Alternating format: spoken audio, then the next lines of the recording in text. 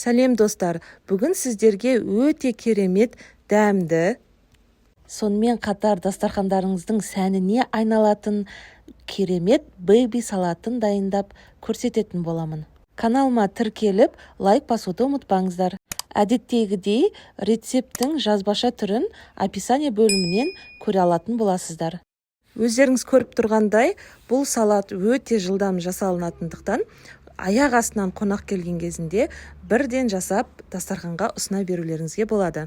Ал бізге керек заттар бұл зелендерден микс, яғни айсберг, рукола, шпинат жақсылап жуып, кептіріп, одан кейін тарелкамызға әдемілеп жайғастыратын боламыз.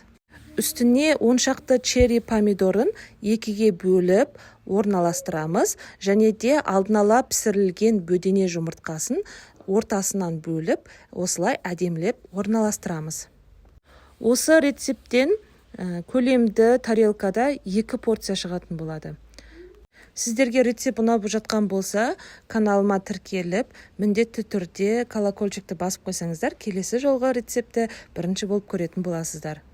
Енді осының үстіне моцарелла сырын қолымызбен үзіп тарелкаға салып шығамыз. Қазір біз бұл салаттың заправкасына кеше дайындаған песто соусын құятын боламыз. Оның рецепті менің каналымда бар. Және де описание бөлімінде ссылкасын тастап кететін боламын. Міне, осымен біздің өте керемет салатымыз дайын. Бар жоғы 5-10 минуттың ішінде күшті салат дайындауларыңызға болады. Міндетті түрде жасап көріңіздер, көңілдеріңізден шығатынына сенімдімін. Ас болсын!